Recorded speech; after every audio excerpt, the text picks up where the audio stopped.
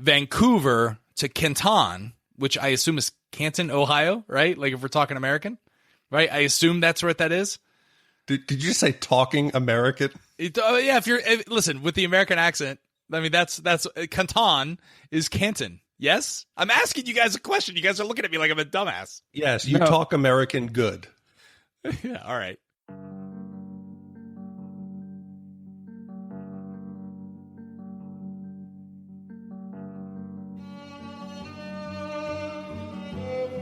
Welcome back to Shat on TV Taboo Edition, the unofficial podcast companion piece for the hit FX and BBC One series Taboo. I am one of your three hosts, Roger Roper, and alongside me are my two co-hosts, Big D Dick Ebert. Good evening. And Gene Lyons.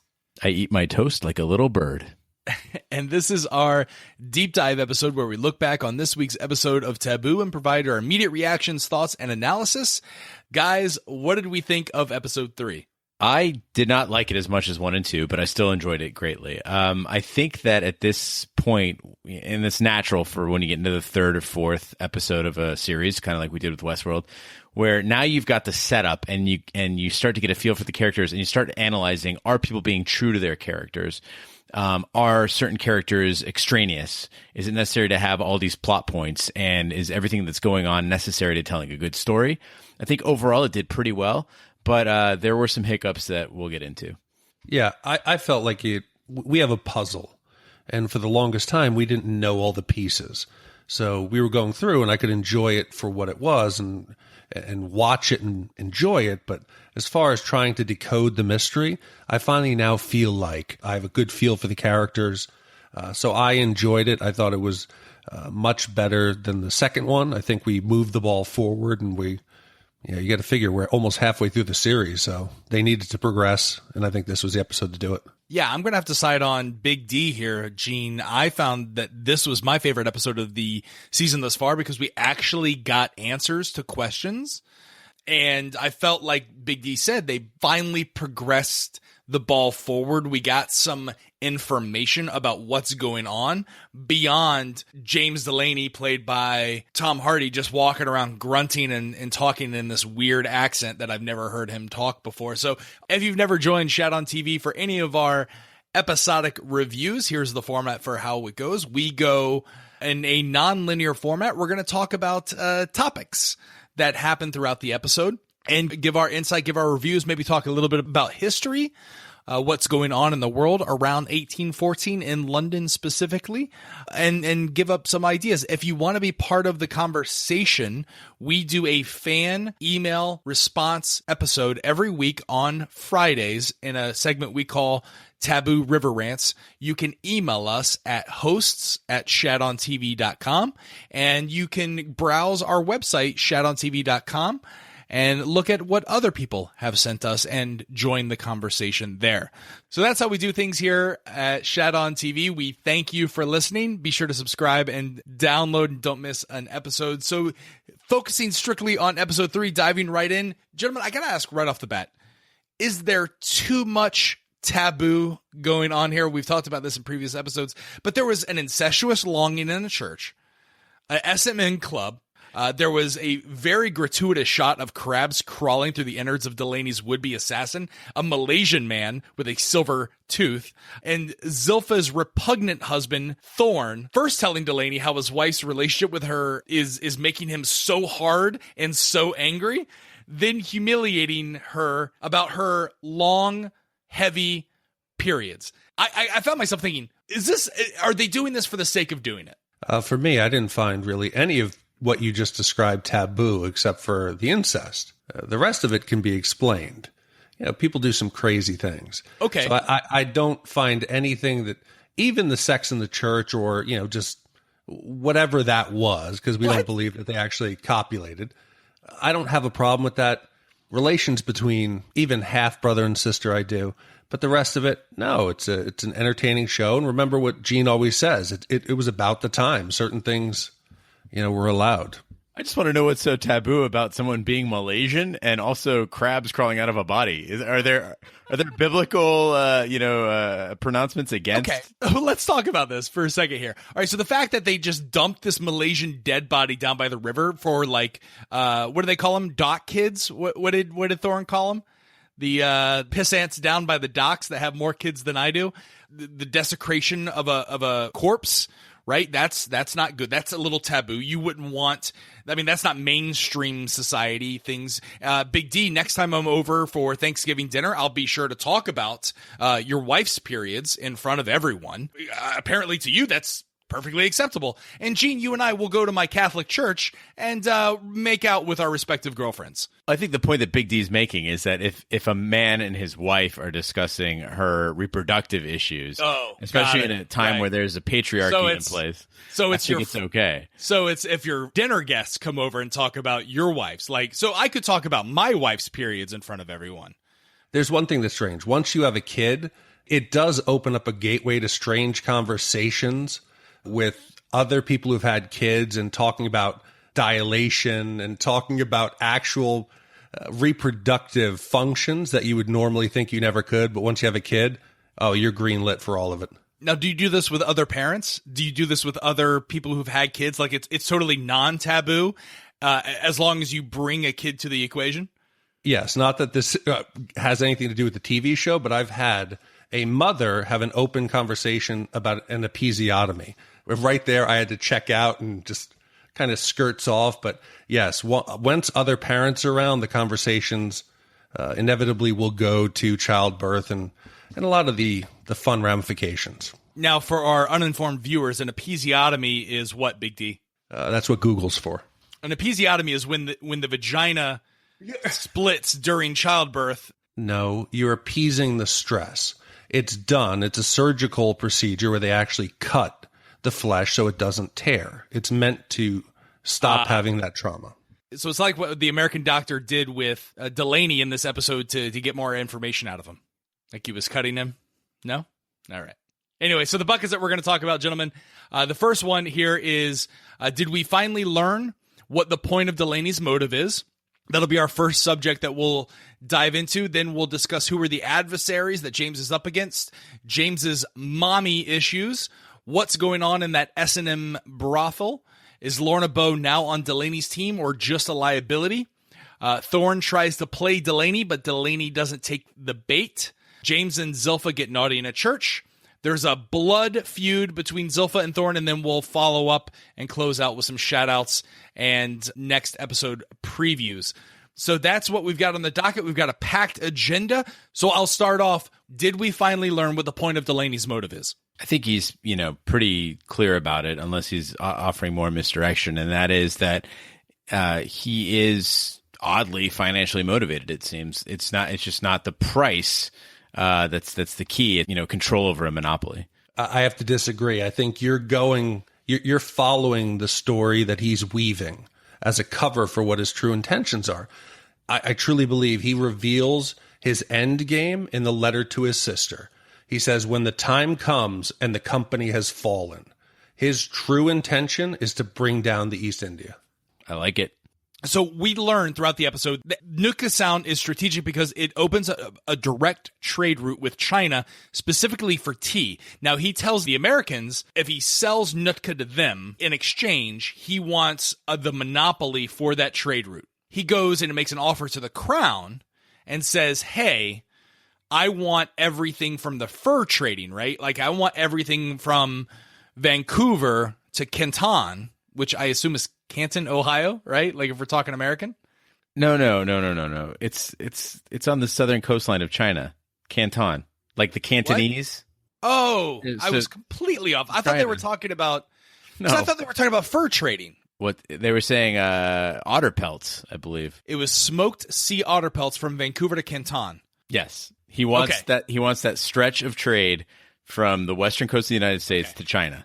Now, all he does with the East India Trading Company is basically creates a will that says, in the event that he is killed, all his land ownings in perpetuity, including his possessions, go to the sovereign nation of the United States. So basically, he's put the EIC and he's backed them into a corner. and he's playing the EIC against the crown. Big D, you mentioned that you think it's because he wants to bring down the EIC. Gene, you think it's for money. I think he wants to do both. I think he wants to make money and bring down the EIC. Yeah, I think we did, and it was said in a real subtle way.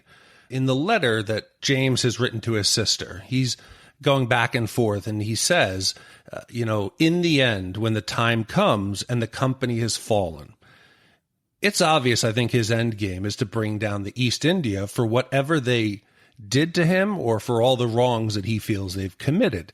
Now, he's aware that there's three major adversaries at play here who also want the Nunca Sound. He's got the crown, he's got the American government, he's got the East India.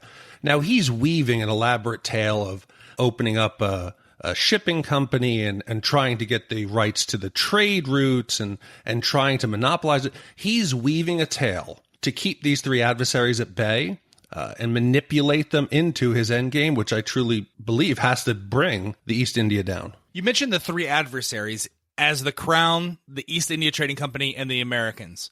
Are we for certain those are his three adversaries?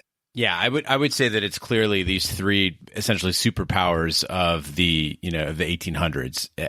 He is clearly does not see Zilpha as an enemy, and honestly, with Thorne, as we see in the interactions in this show, even though he's infuriated by Thorne, he doesn't see him even as a speck on the radar. Like, he's not concerned with Thorne. Thorne is a small man in comparison.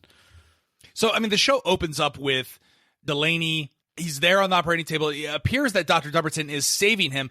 Yeah, we can just be thankful that this wasn't some voodoo ritual, magic zombie biting the throat, eating the heart out, regenerating his powers like Gene had hypothesized last week. So thankfully, this was just an assassination that right. Was not fulfilled. Yes, we find out that thankfully the Americans have been following him, and even though he thwarted the assassination pretty well, that gut wound was very real. Who is this Carlsbad person? Is Carlsbad on the side of the Americans, or is Carlsbad, who's a she, on the side of the English?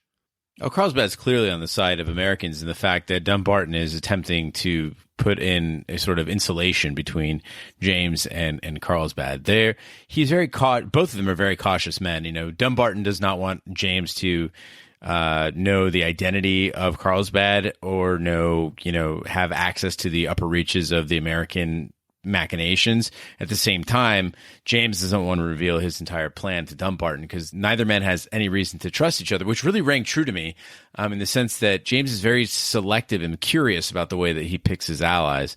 I find that interesting aspect of his character. In the last few episodes, I marveled at James' carelessness. Even though he knew there was a direct threat to his life, he was careless. He would walk around, he would drink in public, he didn't seem too concerned. This assassination attempt seems to have really woken him up, and to me it makes him a much more believable character. He is mortal, he is not above it, and in this one, we see him laying the groundwork to really insulate himself from the threat and to mitigate any danger that he faces. Definitely, I agree with you, Big D, because we see him boarding up the first floor windows of the Delaney mansion. He's also recruited Atticus, and Atticus is that his brother or his brother-in-law, the cannibal? They're delivering him guns, and they're providing him with food. Yeah, and he's walking a really fine line. He has to make sure that all of his plans, that neither of the two adversaries find a common thread. And he asks multiple times, have they found common ground? He needs to keep each one primarily focused on their own interests. The Crown needs to think of it for the British government, the East India for themselves, and the Americans. Once you get two aligning, if the East India and the Crown come together, he's in trouble. So that's a fine line he's walking.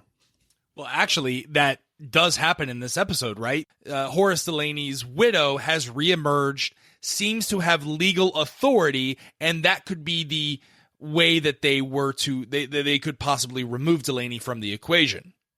By far, Coop is the more formidable opponent. Yeah. He is the most knowledgeable. He seems to be the big bad. He puts Sir Strange in his place. Sir Strange thinks he's walking him into an ambush, and he ends up in the end realizing that what he knows is nothing. His spies pair in comparison to the to the amount that Coop has and the Crown has.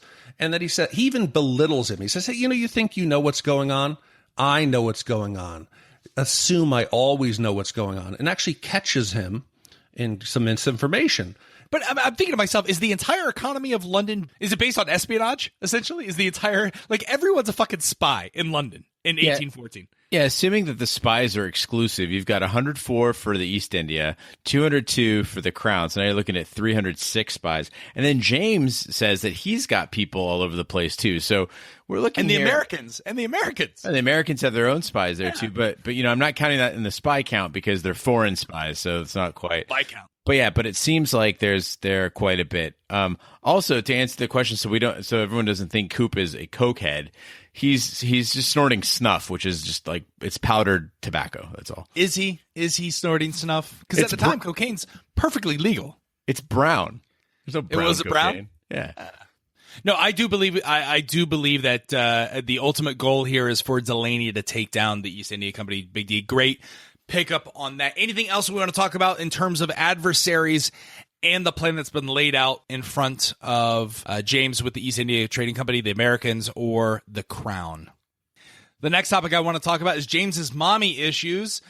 James, for the first time, goes into the cellar, which apparently is water level. He has to get into the cellar. I don't know what he's looking for in the cellar, but he's having flashbacks of his mom, and he also goes into the mother's room and discovers certain things that he has conversations with multiple characters in the episode here. But it seems as if there are some deep-rooted issues that he has with his dead mother. Yeah, well, first off, with the basement, London, much like Manhattan, is below sea level. So as the tide rolls in, you would have the basement levels of these buildings flood. He has searched the entire house. The basement is the last, room for him to check. I assume he's still looking for the actual treaty for Nunca. Do we believe that Winter was actually in his basement, or does this go to reaffirm our previous thought that she is a figment of his imagination?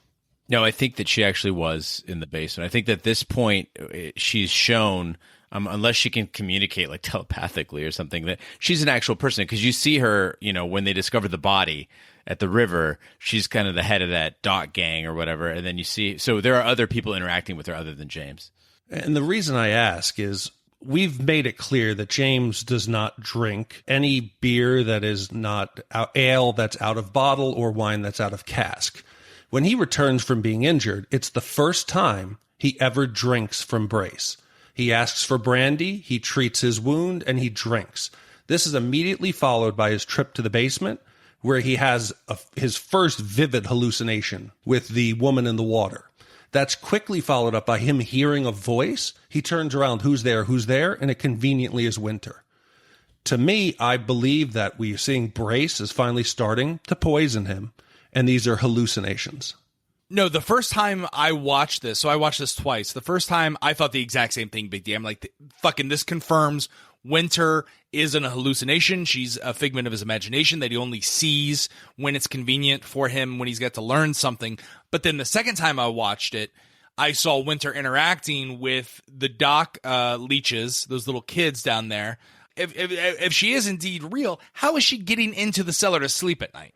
Again, how does she get out of the boat and, to shore? I think that she's got, she knows her way around the waterways. Now, I don't think that it completely discounts what Big D's saying, though, in the sense that is a very peculiar coincidence that after he drinks the brandy from Brace, he has a hallucination. And it could just be that, in essence, there's a little bit of combination of the two, that he could be hallucinating and she could, show up. But I do think that she is an actual person, whether she's actually in the cellar with him. I mean, the delivery of the tooth, the specific recollection of where that tooth came from, it seems like she is an actual person, although she does appear very differently too. She's a little more made up, on the riverside with her clothing, and then seems much more disheveled when she comes down there to meet with James. It seems odd that she would just slip in there like no big deal. And she also names the bird that we've seen on his neck and his upper back, and then he carved into the hull of the slave ship. You were right on the money, Gene. It is a Sankofa, which of course means a bird that symbolizes looking towards the past to building the future based on what you've learned from the past. So it looks back exactly over its shoulder. Yeah, I don't expect a 11-year-old girl who's raised by Helga the Madam to understand what that symbolism is. So it leads me to believe that possibly he's hallucinating here, because he's also seen flashbacks of a woman in water. I assume that's his mother. Can we get consensus on that? That's his mom, yeah? That was my first thought, and that's until I identify a character or a spirit or a being that it could be otherwise. It seems like, if not his mother, at least his mental representation of his mother. But there seems to be a connection there. So Delaney, basically the flashbacks of the mother, if you've ever seen Madonna's Frozen video, that's what the mother looks like. But Delaney then goes and searches an empty, abandoned, locked room that we come to learn is his mother's room. He searches for that, finds the carving of the Sankofa in the fireplace. And then he proceeds to have a conversation with Brace about, he seems to be interrogating Brace why his mother was locked in there, because she was sick. Did you understand that whole exchange? Well, Brace is clearly keeping information from James. He knows more than he's leading on to. Brace is a little surprised that James has, uncovered and opened up the fireplace. James says, what do you make of that? Brace says, what? I don't see anything. I don't see anything.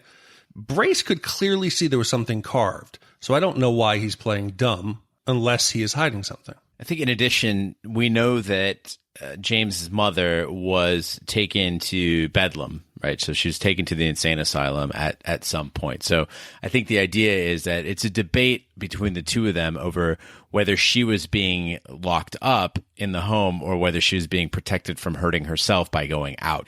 And obviously James takes the side of, the fact that she was not allowed out and is very upset by this and tells Brace that he knows he's hiding something. Brace, on the other hand, maintains that James's mother was being held there for her own protection, for her own good. So the question that I have here with the mother is, we see James go and visit Bedlam and visit the grave sites that's there, especially, I think it's specifically there for heathens, pagans, people who committed suicide, and other undesirables. On the tombstone, it's carved, and I wrote this down, March of 1795. That's when James's mother passed away. Now, I was trying to think of the timeline here. We know James has been gone for 10 years, or he was away for 10 years. Prior to that, he went away to seminary. One of our listeners wrote in, her name is Sheba. She wrote in, she said, James is either 27 or 28 based on the fact that his father sent him to the EIC military academy at the age of 11 in 1798, which means that he was born in 1787. If the show is on 1814, then obviously it would be 27 or 28. The question that I have here is, why is he questioning Brace if Sheba is correct? He would have been in London during that time in the house. I assume that the seminary is much like military school or the military. If he is off training and he gets word that his mother is ill and had died, that could be all he knows of her situation. No, but Big D, think about it. In 1798, he was 11 years old. Based on the information that Gene pulled up on when people would go into service to the EIC, it was around 11. So the earliest time that he would be entered into EIC Academy or seminary would be the age 11, which is 3 years after his mother supposedly died, based on the tombstone that we know. And how do we know he went into the seminary in 1798? That's what Sheba wrote in. So I think that was talked about in a previous episode. We'd have to go back and verify that. Because that doesn't make sense then. It doesn't make sense to me. No, he wouldn't have been in the seminary. He would have been home. He would have known what was going on, and he would have, more importantly, seen the conditions in which she was living. That's my point. That's the whole question I'm asking. So I think if you're listening to this, please verify these, because this whole scene just didn't make sense to me based on the information that we knew from a timeline perspective. Gene. Just 1 second. So what was James's mother's name? Was it Anna? Anna Delaney. I guess what I'm asking is, like, his bio mom was Anna? We're sure of that. No, Anna was probably the mother who raised him, but he's recently found out that his birth mother was from Nunca, correct? That's what I'm trying to figure out. His mom, I don't think her name was Anna, his bio mom. You see what I'm saying? So Una has a mom and James has a mom. I'm sorry, Zilpha has a mom and James has a mom. they're not the same mom. So there were two mothers in the house at different times, right? So what I'm trying to figure out is the grave that he goes and checks out, which mom is that?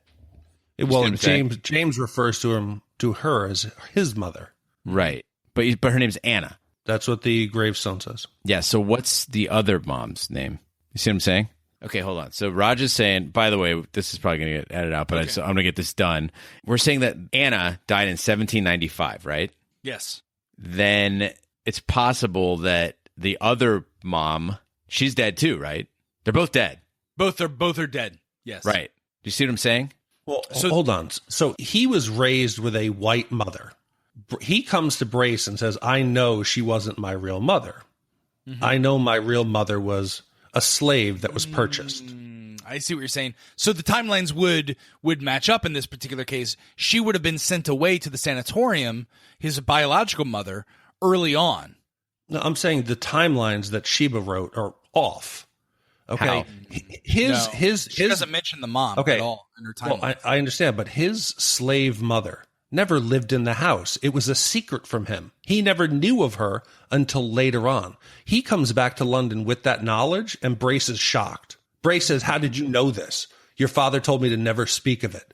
And he says, I spoke to him in the flames. Okay. So this is his white mother. This is what he was raised to think was his mother. And she died before he went away to seminary. Yes. So that would make sense. The timeline's off. No, the timeline makes sense now. How? He didn't know anything about it. He said, is this where my mother was kept?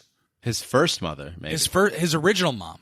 Oh. Yeah. So I think his slave mom actually lived in the house at some point. That's what I'm saying. Because the carving existed in the fireplace. So he knew Anna, his mother. Yeah. He knew his mother. Was in Bedlam, and she died, and they buried her there. Yes. Right?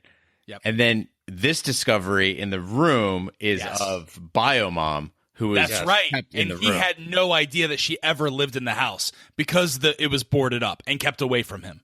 So he's thinking she wasn't insane. It was just she was some slave that they kept her locked up. Yes. That's what I'm thinking. Yeah, I think that's right. Because otherwise the timeline makes no sense. Yeah, so I think the timeline makes sense based on what Sheba wrote in and on what we just learned. So it seems like this Anna Delaney that died in 1795, obviously James would have been familiar with her death as a childhood, that she went away, all of that. So it seems like this would be the woman he was raised to believe was his mother. No, because the carvings in the fireplace of the bird that had to have been his slave mother. This is a flowers in the attic situation. I don't even know what that is. You never I don't know what flowers in the attic is. No. Okay, it's a book where they lock two children who were unwanted in the attic, and they're raised, living their life through what they can see out the window. I think they locked James's true birth mother, the slave, away in that room where she carved the bird, and James was raised unaware with his white mother in the house and was never aware that his mother was secretly captive upstairs, carving into the fireplace. The house can't be that big. Hold on. His Caucasian English mother, who did not give birth to him, there's no reason she would be carving that bird in the fireplace. This is okay. Let me establish my thoughts on the timeline, and then correct me if I'm going wrong here. Mm-hmm. Okay, so James is born. His mother is from Nootka. His father is Horace. James's mother is then locked away because she's cuckoo or whatever. He never meets her. Okay, so I don't think that she was in the house during his ability to recollect her. Does that make sense? When he was younger, like too young to remember. Boy. Right. Okay. So in 1795, he would have been 8. Yes. If he was born in 17... You would remember that shit. Yeah. The thought being that she was locked up when he was very young and then replaced by Mom 2, Zilpha's mom, who then also went crazy and was buried in 1795. Right? So Anna is Mom 2. Yep. Mom 1, I don't know what her name is. She's Nootka woman. Yep. So she died before, because otherwise, there's no way they kept her in the house and he didn't notice that. I mean, come on. I agree with you. On that. And so if that's the case, I mean, did they send her off to Bedlam before Mom came back? We don't know. I assume that she died in a river because that's when he's having the flashbacks. The mom is always seems to be in some sort of river. No, I think that's some form of religious ceremony. You think so? Yeah, it looks almost like it's a baptism. Okay, so let's come to an agreement here of what, unless we disagree on this. Well, I disagree that you just said that the mother who was raised in the house was also Zilpha's mother. Yes, I believe that. If that's the case, the two young Delaneys wouldn't have known they were half siblings. Well, they didn't know until later, did they? No, they knew the whole time. When he comes back, Zilpha there's and James. 3 moms? Brother. Yes, there's Zilpha's mom. There's James's birth mother from Nunca, and then the second replacement mom. That's why they're 3 moms. That's why they're. Yeah, no. James only had 2. Zilpha had 1. It's still a lot of moms. That's what happens when you start mating with the natives. Okay, so Anna, so Anna dies in 1795. That is James's bio mom? No. No, that's the woman who he was raised to believe with his mother. Okay, but who was locked in that room? That's James's bio mom. I think both of them resided in that room. One of them, no. The Nootka Sound mom died before, and then they moved in new mom, Zilpha's mom. What makes you think that the Nootka Sound mom ever made it to London? Because of the carving in the fucking fireplace. Jesus Christ. What? No, he's right. You're right. I know he's right. I'm saying Jesus Christ is fucking rabbit hole. Oh, Let's follow us. How about we do this? Each of us gets 90 seconds to tell his story. I don't need my 90 seconds of how it went, and then we can do all 3 of them. These are our stories of how it went. All right. I'll go first. All right, quickly. Horace brings back Nootka Mom, has James. She goes crazy. She's locked in that room and dies, and is hidden from James before he can recollect that he ever had a Nootka Sound tribe member mother. That's it. And then new mom comes in and lives in that room. Okay. James is born. Nootka Mom and Horace come back to London. Nootka Mom goes kind of crazy. She carves the bird in the fireplace. Nootka Mom, whatever happens to her, she's gone. She's dead. She's out of the picture. Horace replaces her with English Mom, who then raises James. She subsequently goes mad. They lock her in the room. She didn't do the carving in the fireplace. It's just bad circumstances. Okay, I'll go with theory 3. Nootka Mom and Horace come back to London. Nootka Mom gives birth to James.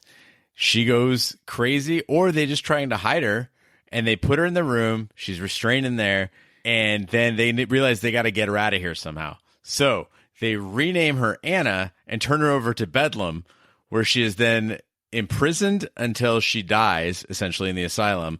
James's second mom, White Mom, is, just hangs around until she naturally dies or whatever, and could possibly be Zilpha's mom. Ooh, that would be taboo if they weren't half brother now and sister. we know taboo. Now we know taboo. All right. Okay, help us out. If you've got this figured out, here's the key plot points. We know that a mom of some sort was locked in that room, carved the bird in the fireplace. We know that James is having visions apparently of a mom in the river.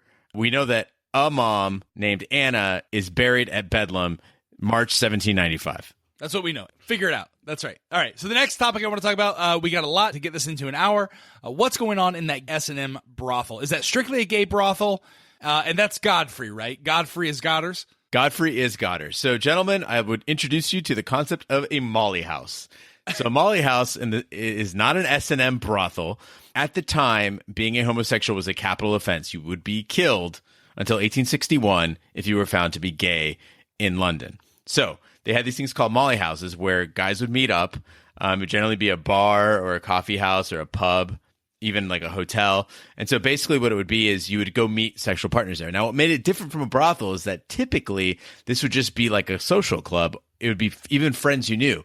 Most of these guys were married or had to live closeted lives, so you had to go somewhere to do your thing. That's where they went. So sometimes, there was, some money involved or whatever. But in this case, it's basically just a place where gay men could go and meet up and do gay things without being discovered, because discovery would mean death.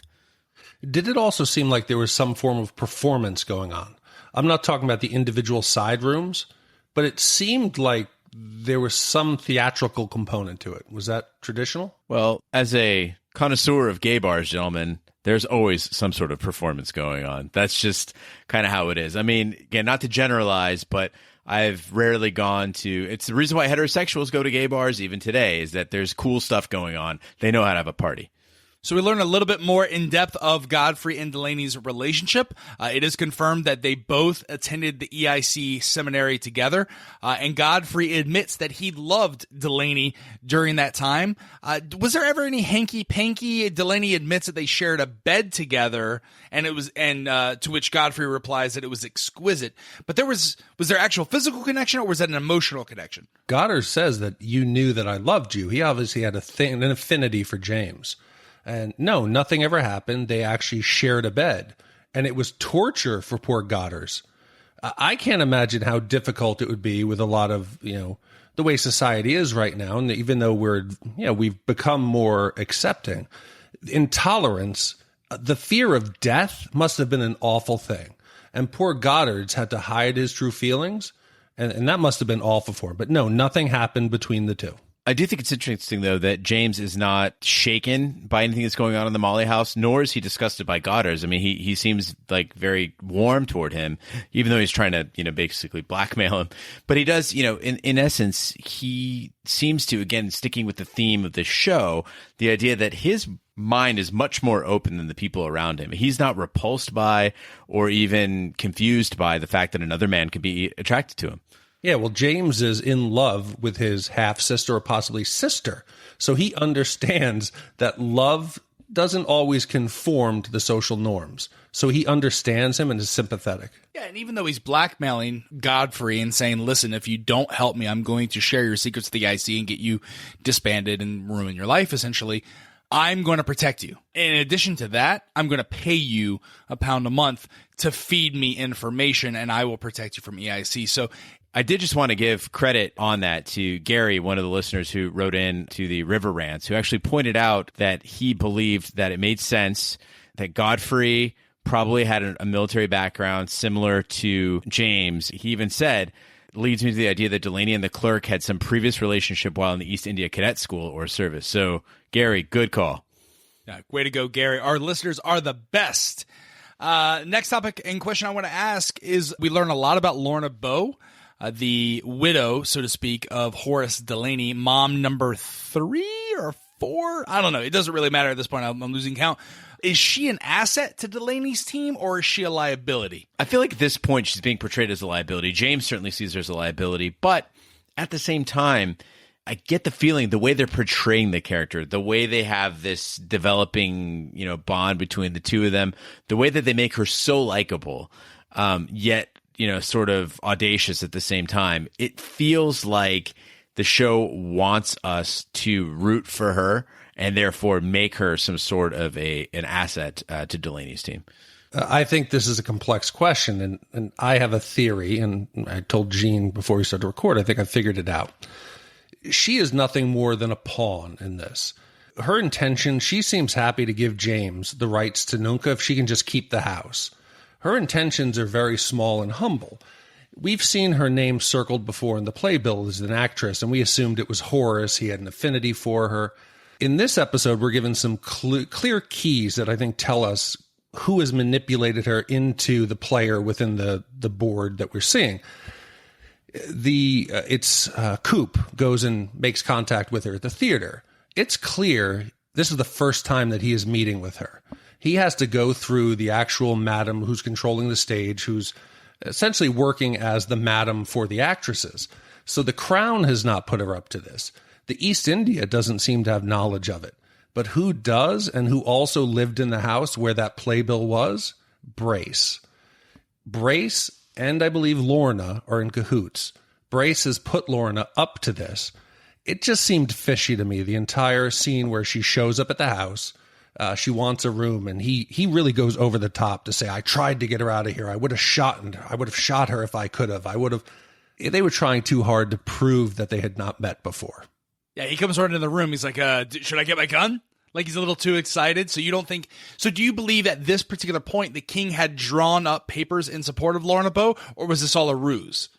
No, I think the Crown reached out to her to try to manipulate her into getting at least half of Nunca from James, or to feel him out to make an offer to get all of it from James. So, but is Brace included in that? I think Brace is the one who started out with this entire plan. It just seems very convenient. And there was something between the way the two of them acted that really made me feel the relationship went deeper. As he's conversating with Lorna in the study, he starts to have flashbacks of his mother, and then all of a sudden changes and tells Brace, hey, Lorna is going to stay with us, fix up a room until our business is finished. Why do you think he did that? What happens right before that?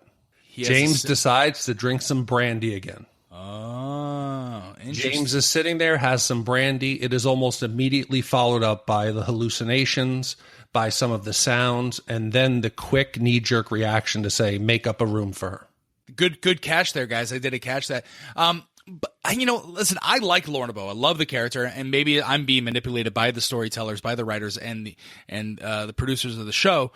I almost get a sense that Delaney has an affection towards Lorna Bow, and I think that he's going to somehow fall in love with her. But I don't think Lorna Bow is actually his stepmom. James is very keen and aware of the situation around him. He's aware of the danger that he's in. Lorna is like that little canary. She's gleefully unaware. She thinks that this is just a game. She doesn't realize the true danger. James makes it clear to her, you're staying in the house. If you're not staying in the house, I'm going to give you a diamond. You go to Paris. She insists on going out, and only then does she realize this isn't a simple game that she's playing with a will. There's serious consequences. Well, he follows her, basically as her tracked to where she's on stage performing Shakespeare to a raucous crowd. And apparently, I guess at this time, you could, if you were a rich person, you could pay the theater manager to have one of the actresses or actors go home with you. Lorna is on her way home, and she gets propositioned and picked up in a carriage by a woman that wants to take her back to the Duke of Richmond's residence, I guess, hotel room, and watch and be part of, I guess, a sexual experience for two sovereigns. She flat out refuses it to the point to where she stabs the Duke. Delaney rescues her. Who's manipulating? Who's pulling the strings behind all this? Without a doubt, the Crown put her up to this. The Crown put her in a situation knowing she wasn't a whore and knowing she would react in a defensive manner. Once she assaults the Duke, the Crown now has a reason to snatch her up. James couldn't have played that card. And instead of taking the diamond and going to Paris, she's apparently going to stay in the Delaney household, which puts him at great risk. Is this the card? Is this the team up of EIC and the Crown, or is it just the Crown working on its own? I believe it's the EIC and the Crown. I believe they're the ones that came up with this. Oh, certainly. I mean, they are at odds on a global scale in the sense that you got to remember at this time, the EIC has an army that's numbering over 67,000, right? So it is a formidable army, a formidable navy. And at the same time, the Crown, and through Parliament has actually lent them money. So there's a bit of tension between the two. Even though that exists, they can work together on a specific instance. And as Coop says, and we've mentioned before in this podcast, James is that issue. It is in their mutual best interest to get James out and get control of Nootka. Got it. Anything else on Lorna Bow before we move on? Next topic I want to talk about is Thorne and how he tries to play Delaney. He shows up at Delaney's office and offers to underwrite his ship, knowing that Delaney has reopened trade routes. What did you think of this interaction that Thorne had with Delaney? I appreciated that they finally gave us a character to really, really hate. Sir Stuart Strange is a hothead. He puts people down. He's a control freak. He's an asshole. But he does it with panache, You've got James, who is, a violent and unpredictable character, and he's got a likability to him. Everybody in the show kind of does. You've got to have that guy who everyone can just hate, and it's enjoyable to hate him. And then there was a point where I had a hangover of hating him to the point where it was like not enjoyable anymore. I was like, I want this guy off the screen, make it stop. And if a show can drive you to that point of being disgusted with a human being, that's a very powerful emotion. So I appreciated his character as much as I hated him. Yeah, it was uncomfortable to listen to him. He claims his entire intention of going into the office was to thank him. It clearly wasn't. He came in thinking he'd be able to manipulate James with the ruse of underwriting. James, no, he smells it out right away and basically tells him that he's two steps behind him. Thorne's ready to leave, but he decides he instead has to stick the dagger into the one true heart that James has. James loves his sister. He knows he has an affinity for her. He's read or knows about the letters that he's been sending. So he can't harm him physically. He can't harm him financially. So he lashes out like a child in the only way that he can hurt James, and that is to belittle his sister, to let him know he's abusing her, and to do it in a gleeful way that would make anyone sick. If you watched the scene and didn't feel nauseous, you have no heart. Well, I believe the exact lines that he used was that he gets hard just thinking, like when he's on top of Zilpha, he gets hard thinking about Zilpha and James and how they used to fuck. I'm feeling dirty with you even saying that. It is my lifelong duty to punish her. And then she eats her toast like a little bird when I'm finished. Like that seemed, it wasn't the other things like the fucking and getting hard. It was she eats her toast like a little bird. That really seemed to anger Delaney. But outside of this crazy, nauseating conversation that he has about the fact that he's fucking his sister while she's thinking of James, I want to get to the fact that he talks about how James is a bad risk from an insurance perspective because he's seen the records of James, I guess, being part of failed expeditions. Specifically, what it seemed to me, what I inferred from this is that the whole flashback of him on the slave ship and the slave ship sinking, I got the fact that James was not a slave himself, but James was the captain of that ship that went down. And Thorne isn't trying to make it seem as if that's what the Delaney business is going back into, is the slave trading business. James vehemently says, no, I'm a changed man. People can change. I'm going out west. I'm not going to Africa. I'll be nowhere near Africa. Did you pick up on that as well? I think he was simply doing what any good insurance agent would do, a risk assessment. He looked up James's history. He realized he'd been part of a few sinking ships, and that he was a jinx. He was bad luck, that he had part in bringing ships down. I think Raj does have a point, though, in that we're talking about sinking ships. We know that James has flashbacks of the sinking ship. There are slaves, apparently, on the ship, and he has some sort of a guilt with that. It would make sense and actually be a very powerful story if James was as bad as a man who condoned or participated in slavery, was somehow shipwrecked, captured, and then found his redemption through interactions with the tribe. Now, that's a powerful story. I'm not saying that's the case. I don't want to write fan fiction here, but there's nothing that contradicts that we've seen yet. No, I like that. I just don't like the premise of Thorne having that intimate and spot-on accurate information. I love that, and I hope that plays out, that it is that redemption arc at the core that I'd hoped for. But the idea that Thorne is just throwing shit at the wall and trying to see what sticks. Is he throwing shit at the wall? Because it's very easy to get records of ship sinking and knowing that things are involved with the EIC, knowing that he worked for Stuart Strange and was part of that. In fact, Coach Marcus, one of our listeners, actually wrote that in on the River Rants episode, that there is that redemption story. He believes in that as well. The thing that I don't get, like, did Zilpha tell him this?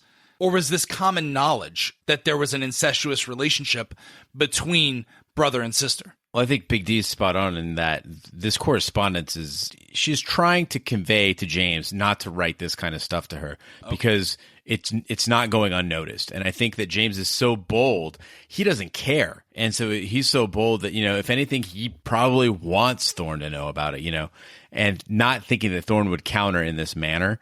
But what's impressive, though, is James is either so wounded by this or he has such incredible discipline that he can control himself. I was watching this thinking I would not be able to control myself. If someone was talking that way about someone I loved, I would murder them on the spot. And so it's interesting that, that he's able to, and I think the only reason he does is because of his, how he cares about Zilpha so much that he knows that he cannot react in this moment. So basically, Thorne is opening every letter, or he's reading every letter that's being sent, regardless if Zilpha is trying to hide it or not. Because in the next scene, or one of the upcoming scenes that we see, is a very tensive conversation that Thorne has with Zilpha. This guy's just a bad dude, because he's not only opening up and reading her letters, but he's also inspecting her soiled undergarments. and inspecting them. How fucking creepy is that? He's bringing up in conversation in dinner that she is yet to be impregnated, no matter how much they're trying to get pregnant or whatnot. He's openly bringing up the fact that she's bleeding. Well, his entire world is coming unhinged. Shortly before James comes back, his entire history is laid out. He's married into a family with money. He's got a wife who let's just say he loves her in his own twisted way. James comes back. It has thrown everything. The inheritance is out. His wife is now lusting after another man and doesn't look at him the same way. He's unhinged. And now the last thread, he makes a comment that there's no direct tie between him and Zilpha and the family, that he's just marriage. Without a child, he has no true connection to that.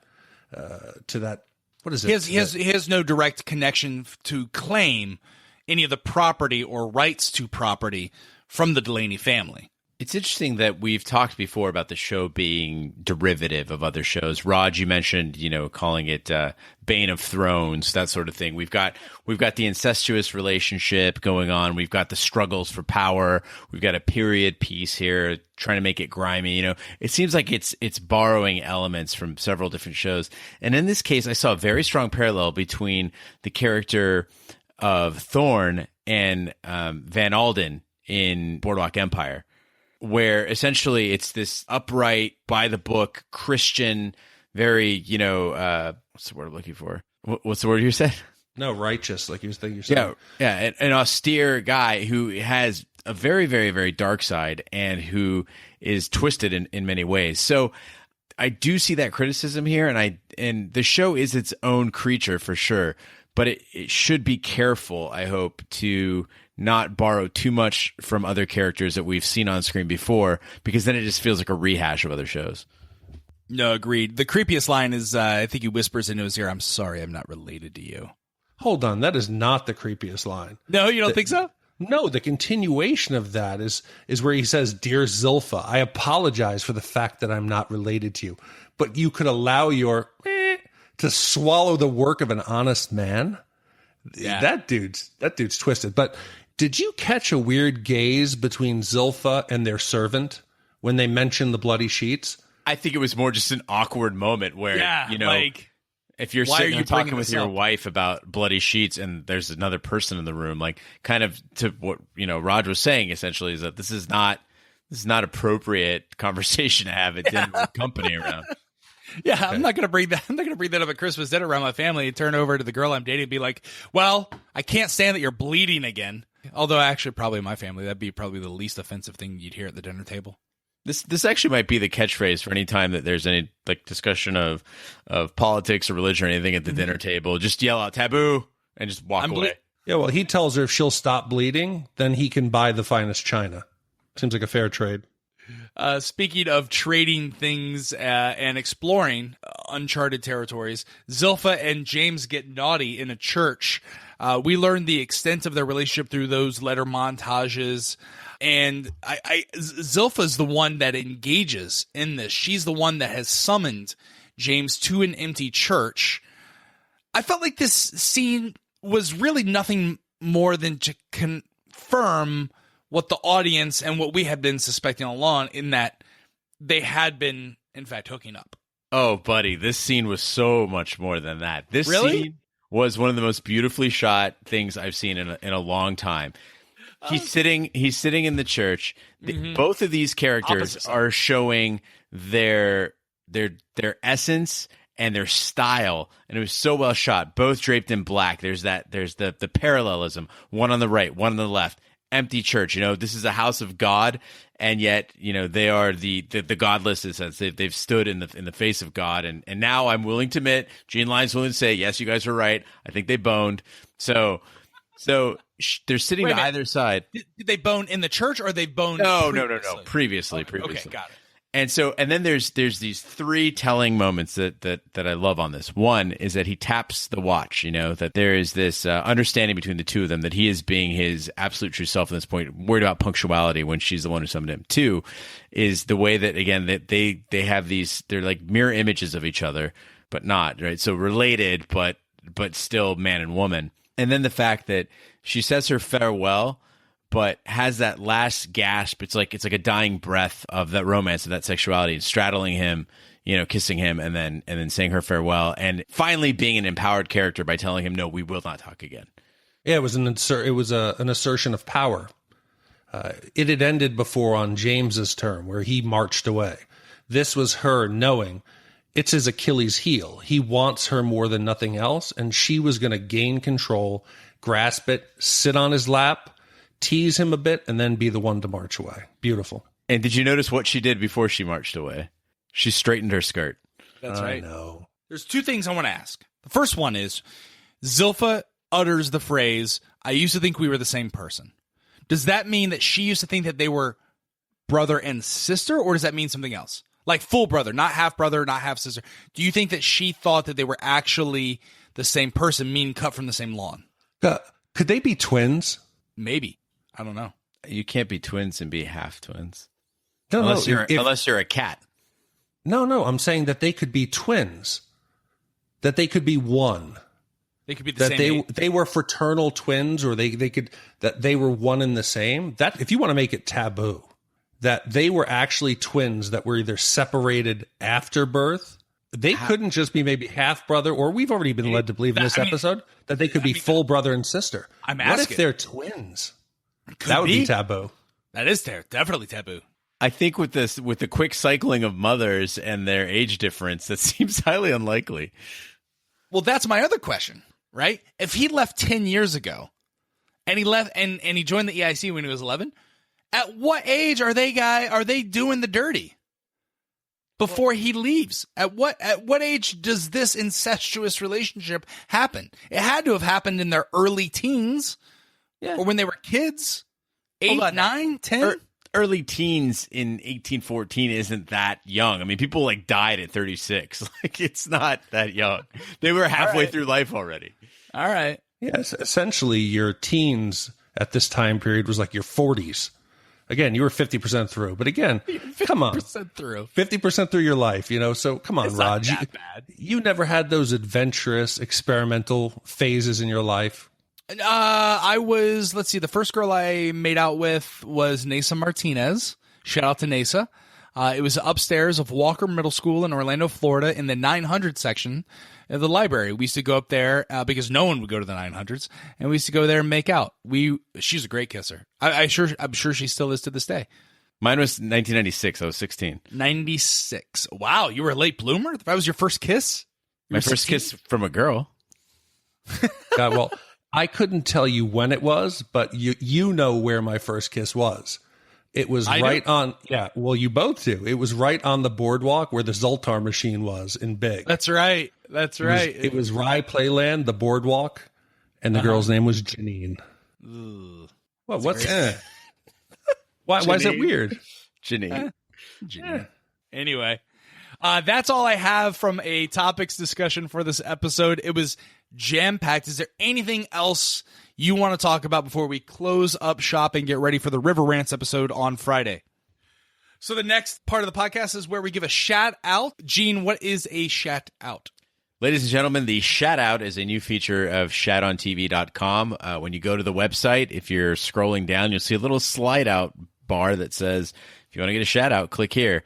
You click there and give us your name. We'll give you a shout out. So just kind of our way to say thanks to listeners who maybe don't have the time or inclination to write in, but want to show their support for the show.